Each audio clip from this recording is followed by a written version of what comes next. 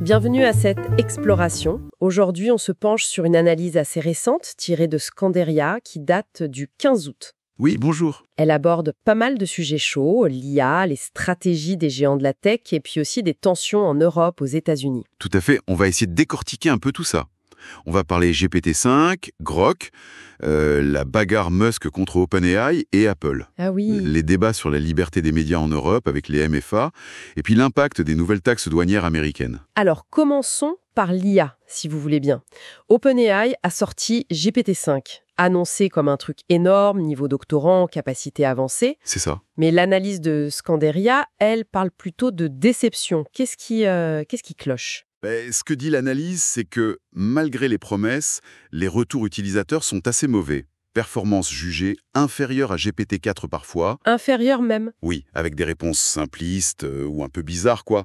Du coup, OpenAI a dû un peu rétropédaler. Ah d'accord. Ils ont dit qu'ils gardaient GPT-4 dispo et qu'ils allaient corriger GPT-5.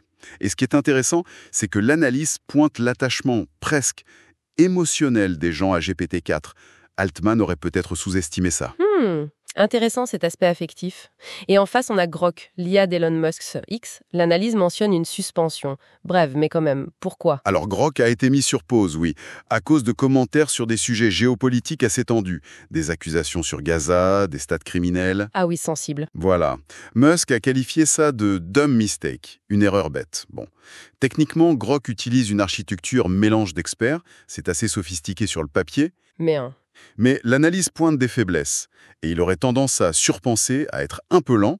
Son avantage clé, par contre, c'est l'accès exclusif aux données de X. Ça, c'est énorme. La guerre des IA est bien là. Et cette guerre, elle s'étend, si je comprends bien l'analyse. Musk qui attaque Apple sur l'App Store. Exactement. Musk accuse Apple publiquement de favoriser OpenAI. Il crie à la violation antitrust, dit que X et Grok sont désavantagés. Carrément. Et il menace de poursuite. Oui, il menace d'aller en justice. Apple, de son côté, dément. Il parle de critères objectifs, d'experts indépendants. Pendant ce temps, Sam Altman d'OpenAI accuse Musk de manipuler X pour son propre compte. Ambiance. Oui, et l'analyse de Scanderia va même jusqu'à spéculer sur un téléphone X. Ça s'inscrirait dans la logique de faire de X une Everything App. Paiement, médias. Ça rappelle un peu son historique avec X.com et PayPal. D'accord. On quitte la tech pure pour l'Europe. L'analyse aborde l'European Media Freedom Act, l'EMFA, adopté en 2024, appliqué depuis août 2025. Officiellement, c'est pour protéger l'indépendance des médias. C'est ça l'objectif affiché. Mais l'analyse relaie de vives critiques, c'est bien ça ? Oui, tout à fait. Des observateurs s'inquiètent de certaines dispositions jugées dangereuses.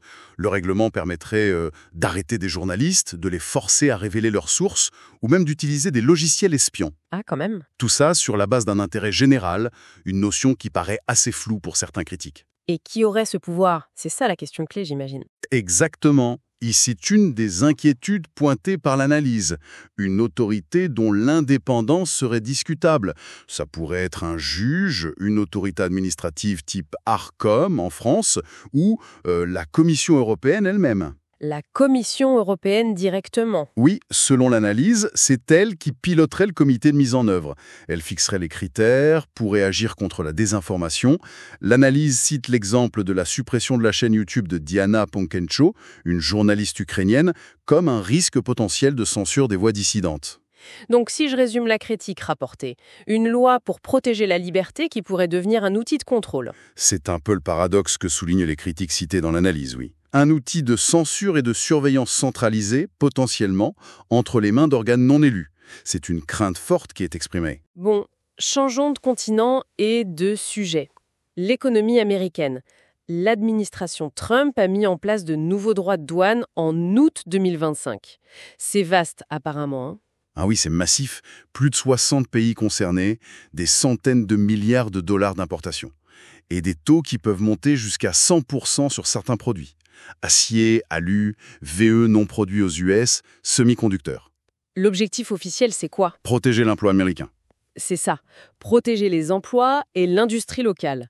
Et l'analyse présente un argumentaire intéressant qui serait partagé par certains économistes comme Charles Gave, cité dans le document. Ah oui, lequel? L'idée que ces tarifs pourraient en fait forcer des multinationales type Apple à enfin payer des impôts significatifs aux États-Unis, des impôts qu'elles arriveraient à éviter autrement, quoi. D'accord. Mais l'analyse apporte une nuance importante sur qui paie la facture, non? On pense souvent que c'est le consommateur. Exactement. Et l'analyse conteste cette idée pour des produits comme par exemple l'iPhone.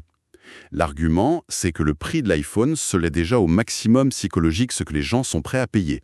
Le fameux willingness to pay. Voilà. Et si c'est le cas, alors Apple ne pourrait pas répercuter la hausse des coûts liés aux tarifs. Ce serait donc l'entreprise Apple qui devrait absorber ses coûts sur ses marges. Ce qui pourrait l'inciter à relocaliser la production aux États-Unis potentiellement.